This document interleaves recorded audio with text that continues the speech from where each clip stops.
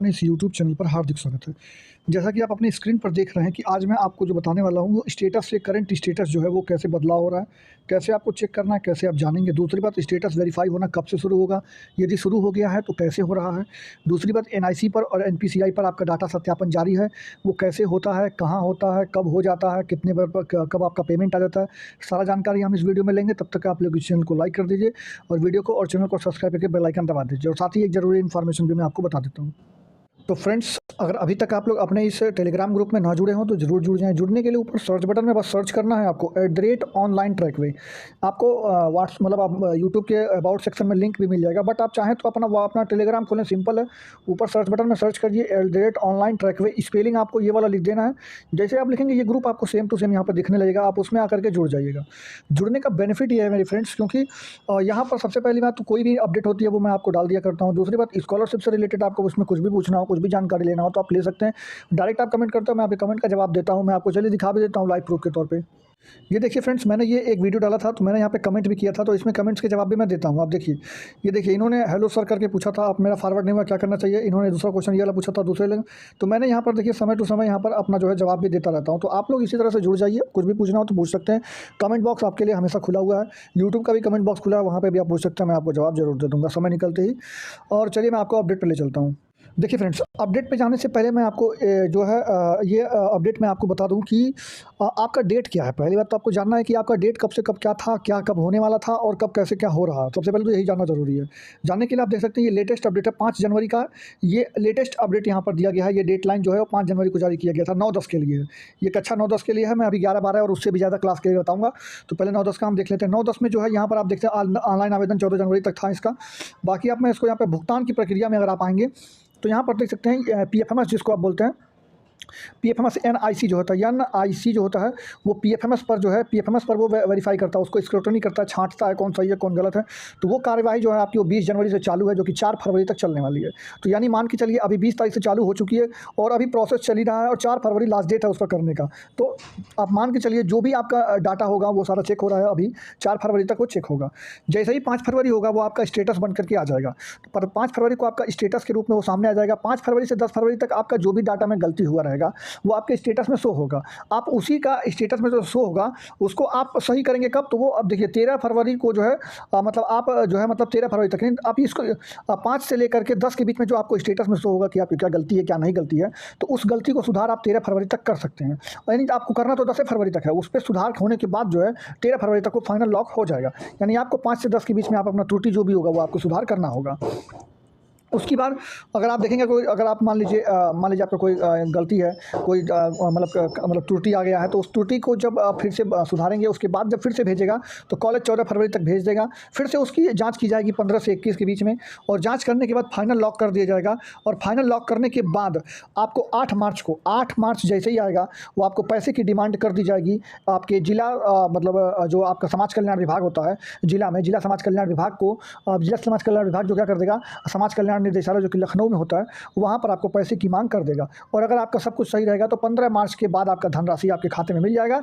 और केंद्र वाला जो 60% हिस्सा होता है जो एससी कैटेगरी में आता है वो आपको 20 तारीख के बाद मिल जाएगा। यानी 15 तारीख से आपको स्कॉलरशिप मिलना शुरू हो जाएगा सबको बारी बारी से। तो ये रहा 9-10 का। अब मैं 11-12 पे चलता हूँ। ये रहा फ्रेंड्स 11-12 और उससे भी ज़्यादा क्लासेस। जैसे मान लीजिए आप 11-12 में पढ़ते हैं, या फिर आप मान लीजिए ग्रेजुएशन करते हैं, पीजी करते हैं, कुछ भी आप करते हैं, तो आप अगर 9-10 को छोड़ के अगर आप कुछ भी डिग्री करते हैं, डिप्लोमा, आईटीआई वगैरह जो कुछ भी अगर आप करते हैं, तो उसके लिए आप पे ये लागू होगा।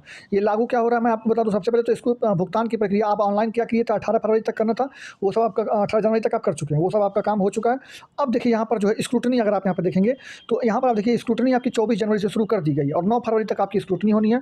और 12 फरवरी से लेकर 12 मार्च तक का जो भी होगा वो आपका मतलब जो है शुद्ध मतलब जिसको वेरीफाई कहते हैं, जिसको वेरीफाई बोलते हैं, वो कब से कब तक होगा, तो 12 फरवरी से 12 मार्च तक आपका वेरीफाई होगा। वहीं आपको 3 दिन मौका दिया जा रहा है त्रुटि, मतलब अगर आपको कोई त्रुटि होगी तो उसमें आप में स्टेटस में शो होने लगेगा। 9 फरवरी तक मतलब आपको जांच किया जाएगा।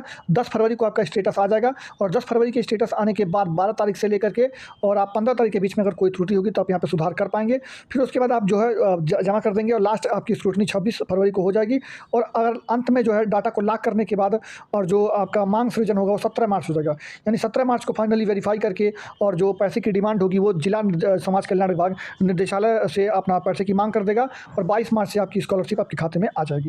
यानी 22 मार्च से इसमें स्कॉलरशिप आपके खाते में आना शुरू हो जाएगा। तो उम्मीद करते हैं आपको डेट तो समझ में आ गया होगा, कब कैसे क्या होने वाला, प्रोसेस क्या होने वाला, कब आपको सुधार करना है, कब आपको स्टेटस आएगा, कब क्या आएगा, तो सारा डेट आपको स्पेसिफिक हो गया होगा। अब मैं चलिए आपको स्टेटस खोल के दिखाता हूँ और क्या वहाँ से समस्या आती है वो भी बताता हूँ।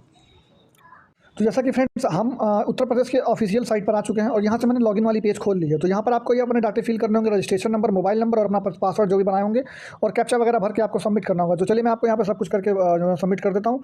उसके बाद मैं आपको आगे की बात बताता हूँ। तो पहले मैं यहाँ पर सबमिट कर देता हूँ सब कुछ। तो फ्रेंड्स मैंने यहाँ पे सारा डाटा फिल कर दिया है। अब मैं यहाँ पे सबमिट कर देता हूँ। जैसे मैं सबमिट करूँगा ये मेरा लॉगिन पेज इस तरह से खुल करके आ जाएगा।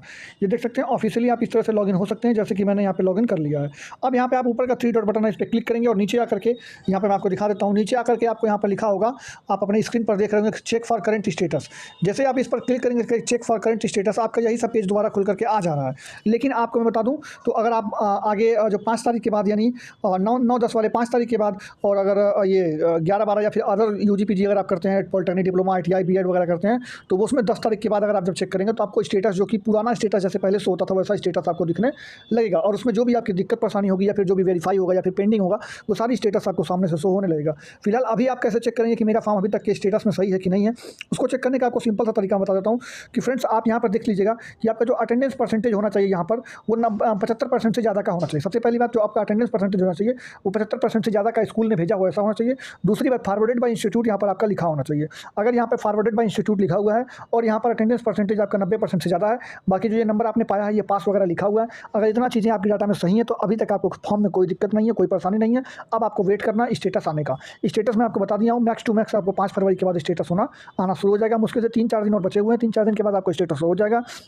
उसके बाद आप अपने स्टेटस में अगर आपका मान लीजिए कोई त्रुटि वगैरह होगा तो आप उसको जो है सॉल्व कर सकते हैं और अगर नहीं होगा तो अपने आप वेरीफाई हो जाएगा और आपको पैसा आपको मार्च महीने में मिलना शुरू हो जाएगा। तो ये तो रहा फ्रेंड्स आपको की मतलब पूरी जानकारी। अब मैं आपको बता देता हूँ कि आप अपने अकाउंट को कैसे चेक करेंगे कि सही है या फिर नहीं। चलिए मैं उसको बता देता हूँ आपको। यहाँ पर लगे हाथ तो मैं चलता हूँ स्कॉलरशिप की ऑफिशियली साइट पर। मैं स्कॉलरशिप के ऑफिशियल साइट पर खोलता हूँ सबसे पहले, उसके बाद मैं आपको बताता हूँ कि आप कैसे चेक करेंगे। तो यहाँ से मैं होम पेज पर चला जाता हूँ। तो ये रहा फ्रेंड्स, मैंने स्कॉलरशिप का होम पेज खोल लिया। ये एकदम आपका जो है मतलब जब आप स्कॉलरशिप की साइट पर आएंगे तो यही पेज आपका खुल करके सामने आता है। यहाँ पर आप देख सकते हैं फ्रेंड्स अपना स्टेटस वगैरह चेक करने के आपको मतलब सीधा सा तरीका दिया गया है कि अगर यहाँ पे लिखा हुआ भी यार चलता हुआ भी जो आ रहा है ये समझिएगा। यहाँ देखिए मतलब यहाँ पर देखिए समस्त छात्र छात्राएं जिन्होंने अभी तक बैंक खाते में आधार सीड नहीं कराया है तत्काल रूप से संचालित बैंक खाते में आधार सीडिंग करा लें। आधार सीडिंग बोले तो आपको 3 काम बैंक में जाकर करवाना होता है। सबसे पहले तो आपको KYC करवाना होता है, दूसरा काम आपको आधार लिंक करवाना होता है जिसको आधार सीडिंग भी बोलते हैं, और तीसरा एक काम और होता है NPCI आपको करवाना होता है। तो अपने अकाउंट में 3 काम आपको करवाना होता है। सबसे पहले आपको KYC करवाना होता है, दूसरा आपको आधार कार्ड जाकर के लिंक करवा देना होता है और तीसरा आपको NPCI जाकर के करवाना होता है जो कि आपके बैंक अकाउंट में ही होता है। तो ये 3 काम आपको जाकर के अपने बैंक अकाउंट में करवा लेना है। आपका सब कुछ सही है। ये कैसे चेक करेंगे तो यहाँ पर आप check your Aadhaar seeding status पर जाकर क्लिक करेंगे। जैसे ही आप वहाँ पर क्लिक करेंगे फ्रेंड्स आपको ये साइट खुल जाएगी। जब आधार सीडिंग स्टेटस पर आप वहाँ पर क्लिक करेंगे तो यहाँ पर आपका एक साइट खुल जाएगा और यहाँ से आप अपना चेक कर सकते हैं आधार सीडिंग स्टेटस। मैं आपको भी दिखा देता हूँ कहाँ पर है। देखिए फ्रेंड्स यहाँ पर आपका लिखा हुआ है ना, यहाँ पर देखिए आप जब नीचे स्क्रॉल करेंगे तो लिखा है बैंक सीडिंग स्टेटस। यहाँ पर आप चेक करने तो यहाँ पर आप क्लिक कर दीजिएगा। सिंपली आपको एक साइट खुलेगा। इस साइट खुलने के बाद आप यहाँ पे अपना आधार कार्ड नंबर लिखिएगा। आधार कार्ड नंबर लिखने के बाद अपने यहाँ पर कैप्चा डालिएगा और सेंड OTP क्लिक करेगा और OTP क्लिक होने के बाद OTP आने के बाद उसको सबमिट करेगा। चलिए मैं आपको यहाँ पर करके अपना दिखा देता हूँ एक बार। तो देखिए फ्रेंड्स मैंने यहाँ पर सारा डाटा फिल कर दिया है। अब मैं सेंड OTP पर क्लिक कर देता हूँ। जैसे मैं सेंड OTP पर क्लिक करूँगा तो यहाँ पर OTP मेरे मोबाइल पर रजिस्ट्रेशन मोबाइल पर रजिस्टर्ड जो मोबाइल होगा उस पर OTP जनरेट हो जाएगा। थोड़ी देर में हमारी तो फ्रेंड्स हमारा OTP आ चुका है। हम OTP डाल के सबमिट करते हैं। लॉगिन जैसे ही हम करेंगे हमारा स्टेटस बता देगा।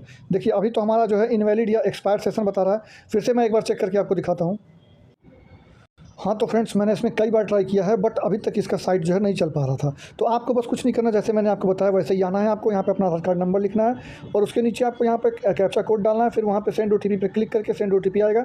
OTP सबमिट करेंगे आपको आपका स्टेटस बता देगा कि आपका कौन सा अकाउंट नंबर कहाँ पर आधार कार्ड से लिंक है, और अगर नहीं लिंक होगा तो वहाँ पर बता देगा कि आपका कोई आधार कार्ड जो है अकाउंट से लिंक नहीं है। तो वो डाटा आपको यहाँ पर मिल जाएगा। तो आशा करते हैं आपको जानकारी समझ में आ गई होगी, फुल इन्फॉर्मेशन आपको वीडियो मिल गई होगी।